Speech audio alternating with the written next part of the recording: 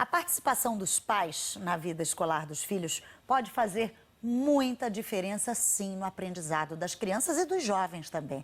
Mas como deve ser esse acompanhamento? Como fazer quando o pai e a mãe trabalham, por exemplo?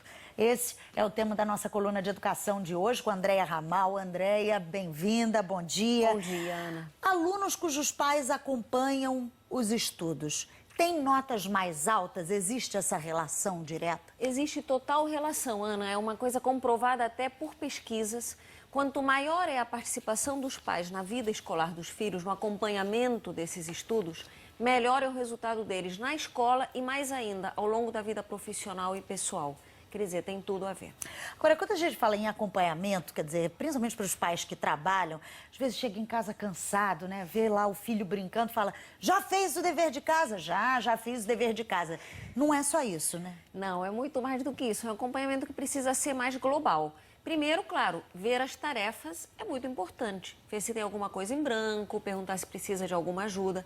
Mas, além disso, tem que conversar muito com os filhos para entender como é que foi o seu dia na escola, aconteceu alguma coisa de importante, o que você aprendeu. Isso também nem sempre é fácil, porque muitas vezes o filho fala, foi bom, foi tudo direito. O filho também não dá muita conversa quando a gente pergunta. Isso pode acontecer quando o filho sabe que você já vai começar cobrando. Então tem que criar um clima agradável, de conversa num plano mais de amizade e mais, conversar muito com a escola, participando das reuniões de pais, mas também vendo a escola como parceira. O que é isso? Manda um bilhete, perguntando como é que a criança está, dá um telefonema. Se a escola convidou para alguma atividade, participa. É importante que haja essa sintonia total e não só nas reuniões. O repórter Alex Cunha visitou uma escola no Pavãozinho, onde os pais também são avaliados e também recebem nota pela participação nos estudos dos filhos. Vamos ver a reportagem dele. Débora é tão conhecida e encontrada com tanta frequência pelos corredores da escola quanto os 6 filhos dela. A dona de casa não falta a nenhum dos encontros, realizados todo mês para reunir os pais de alunos com professores, orientadores e psicólogos do colégio. Às vezes o meu filho leva dever de casa, eu não sei como explicar. A escola de pais ajuda como educar. A direção deu aos encontros o nome de Escola de Pais. Não por acaso, os responsáveis pelas crianças também têm o comportamento avaliado e recebem notas ao longo do ano.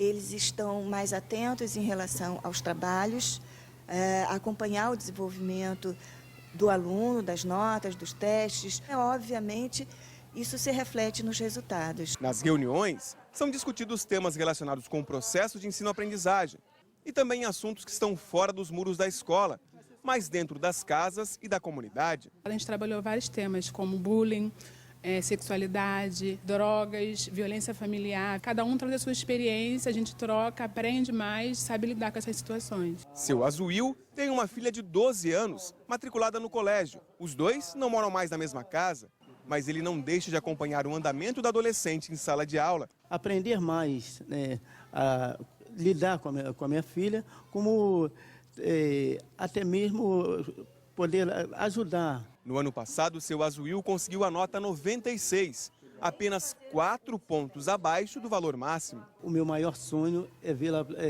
formada. Um envolvimento tão grande entre pais e professores não é comum. O movimento Todos pela Educação realizou um estudo com base nas informações da Prova Brasil, avaliação anual do MEC.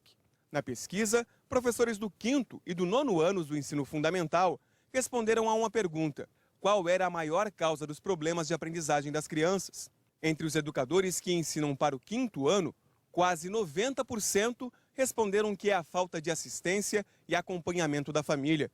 Entre os que lecionam para o 9º ano, esta mesma resposta foi dada por 74% dos professores. Trazer os pais para o local onde os filhos passam boa parte do dia também é um desafio dessa escola, o tradicional Colégio Pedro II. Na primeira reunião de pais e mães do 9º ano, em 2012, eram esperados 110 responsáveis. Menos da metade compareceu. No ensino médio, é como se as famílias delegassem mais a escola, né? Fazem mais, deixam porque já são crescidos, então eles já sabem como resolver. O Congresso Nacional estuda agora uma lei que permita que em dias de reuniões às escolas dos filhos, os pais que trabalhem possam faltar ao emprego para acompanhar os encontros. O projeto está sob análise das comissões do Senado e ainda não tem prazo para ser votado. A gente passa 12 horas fora de casa e a gente não pode perder o controle da situação. Se a gente não cuidar dos nossos filhos com o mesmo zelo com que cuidamos das nossas vidas profissionais, vamos ter problemas no futuro, com certeza. Muito boa a entrevista dessa mãe, adorei a iniciativa das notas para os pais, gente. Que bacana, uma iniciativa simples, que não tem custo. Quer dizer, e que convida as pessoas. Qual pai que não fica... Eu tô curiosa saber que nota que eu mereceria na escola da minha filha. É verdade. E o que é interessante também é que os pais pensam muito, bom, eu tenho educação como a grande ponte para o sucesso do meu filho, uma vida profissional com um bom futuro. Mas as pessoas esquecem muitas vezes que não é só a escola que precisa fazer essa parte. A educação não é só a vida escolar. É um conjunto de fatores e a família é muito importante, sim. Então, se você não faz a sua parte, não adianta confiar só no aluno e no professor. Tem que ter a parte do pai. E às vezes os pais dão muito essa desculpa que é real. Quer dizer, eu não posso participar mais porque eu estou trabalhando, porque o meu horário de trabalho não permite. Agora, essa participação, pelo menos nas reuniões que a própria escola convoca, é fundamental e isso pode ser que mude, não é isso, Andréa? Pode ser que mude com esse projeto de lei, acredito que é muito bem-vindo. Foi feita, inclusive, uma pesquisa no site do Senado para ver o que a sociedade achava a respeito desse projeto de lei. E apareceu que 82% das pessoas estão apoiando essa ideia de faltar ao trabalho. Pelo menos foi a opinião dos internautas, aí vocês podem ver, 82% são a favor. Isso indica que as pessoas querem participar, mas muitas vezes, por causa da empresa, por causa do trabalho, é super legítimo, acabam não podendo. As escolas também precisam ficar atentas a isso. Não adianta chamar os pais só no horário do expediente. Claro. Todo mundo tem compromissos, então tem que buscar horários alternativos. E os pais não precisam esperar serem convocados, né? Eles podem procurar a escola e falar, olha, quero uma reunião com o professor do meu filho, Exatamente, até para exigir qualidade. A gente fala muito de apoio ao trabalho da escola, olhar o projeto pedagógico, apoiar em casa, reforçar, mas também tem que cobrar. Quando você sentir que seu filho não gosta das aulas, a matéria não está sendo bem estudada, procura a escola, pergunta o que está vendo, é um problema só do seu filho ou é algo que a escola também pode melhorar. Tem que ficar de olho. Bem, voltamos a conversar com a Andréa Ramal sobre a participação dos pais na vida escolar dos filhos, né? Que é tão importante, né, Andréa? Como os pais, então, que trabalham, podem ajudar em casa, né, quando chegam e encontram seus filhos? Primeiro tem que pensar o seguinte, Ana, não adianta você dizer, estuda, que depois eu quero ver como é que ficou. Tem que ajudar a criança a fazer um plano, uma agenda diária de estudos. Então, para isso, eu trouxe até um exemplo de uma possibilidade, a gente queria mostrar para vocês como organizar esse dia a dia de segunda a sexta. Vamos mostrar isso? Vamos, olha aí. Olha só, tá pequenininho, é só um exemplo, mas é para vocês terem uma ideia. Tem um horário que é ocupado pela escola, não dá para você fazer nada, suponhamos que seja de manhã. Tem um almoço, que aí entra também o descanso. Depois do almoço pode ter já um tempo de estudo, aí você vai dividir, por exemplo, na segunda pode estudar português, na terça matemática, na quarta geografia e história e por aí vai. Pode ser uma horinha só, esse tempo de estudo, não precisa ser exaustivo. No caso de crianças menores, depois isso pode ir aumentando. Quem tem possibilidade vai mandar a criança depois para um curso extra ou para uma atividade de esporte, por exemplo. Quem não tem possibilidade, aproveita esse tempo para estudar mais um pouco até dentro de casa também.